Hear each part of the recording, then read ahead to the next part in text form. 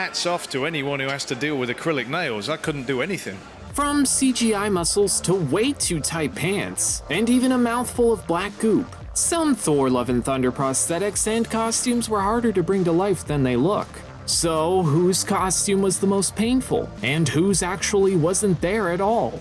Number 1. Gorr the God Butcher's nails presented a handful of problems for the actor, Christian Bale. A lot went into making Gorr look like a super scary villain fit for a fan-favorite superhero, and some of Gorr's creepiest details are the ones that made Bale's life on set the most difficult. According to Bale, his attire made him completely incapable of everything, and he cited Gorr's long nails as the most difficult part of the costume to deal with. Bale called himself pathetic when trying to sport the unusually long fingernails. In his words, "I don't think I can walk because I've got long nails. It affected my brain. I was like, I can't eat. I've got long nails." Despite how difficult dealing with this costume was, it gave Bale a newfound understanding of folks who opt for particularly decorative hands like Gorr. "I couldn't eat. I have a lot of respect for anyone wearing long acrylic nails now. I couldn't do a damn thing with it." Sounds like Bale will be keeping the nail clippers handy from now on.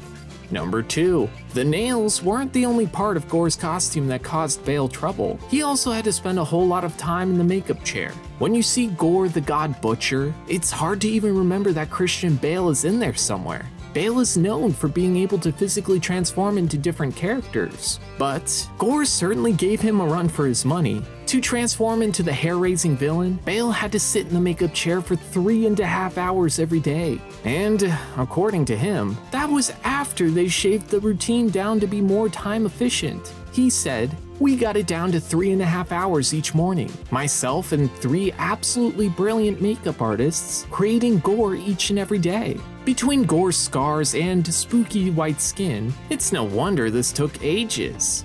Number 3. The God of Thunder himself got dangerously close to ripping off his super tight superhero pants. How the mighty have fallen. In a less scary and more hilarious wardrobe problem, Thor's pants were so tight, there was almost a wardrobe malfunction of godlike proportions. Thor Love and Thunder costume designer, Mayas Rubio, paid special attention to making sure that Thor had a more 80s rock look than his normal superhero threads. That's why she costumed Thor in a t-shirt that left little to the imagination and pants so tight that, in Rubio's words, "My assistants were kind of worried." There's nothing that says rock star quite like the pants that are so tight it's worrisome.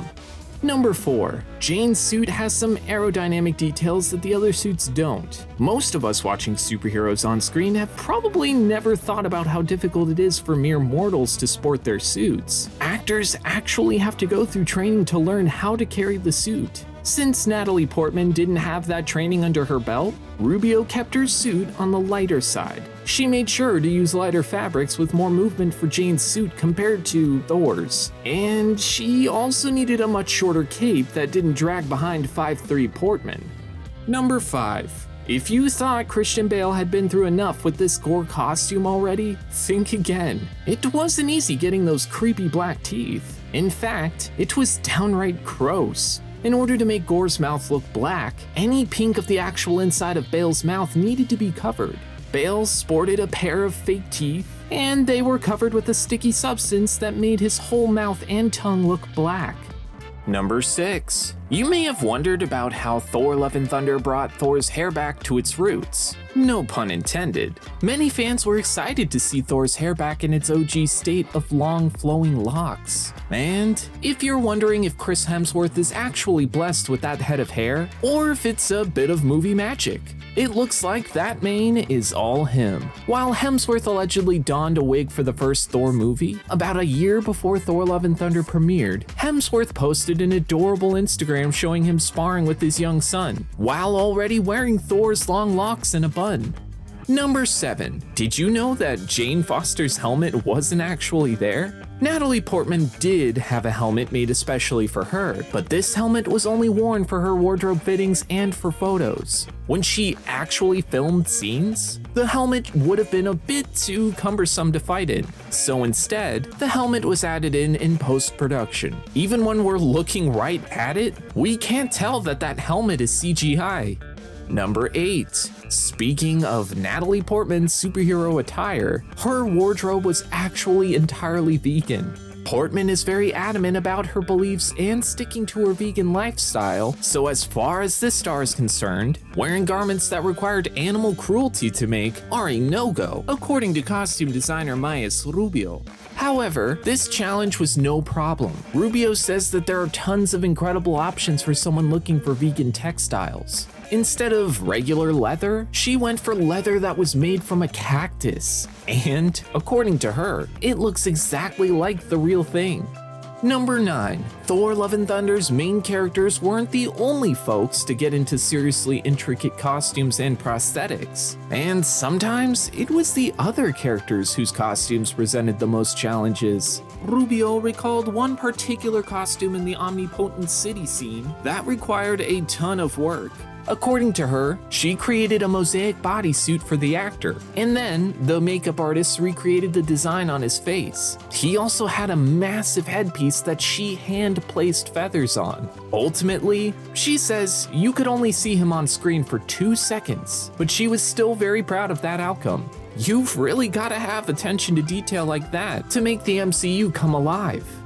Number 10. It's easy to forget that impossible to notice stunt doubles means double the costumes. And when makeup and costumes are as difficult to make as they were for Thor Love and Thunder, it means loads of extra work. Photos of Tessa Thompson and her stunt double, Tara Mackin, in their full Valkyrie attire show just how close these costumes are. They're so close, in fact, that you would never notice a difference if you couldn't see their faces. And that's why you almost certainly didn't notice 2 Valkyries while watching this movie.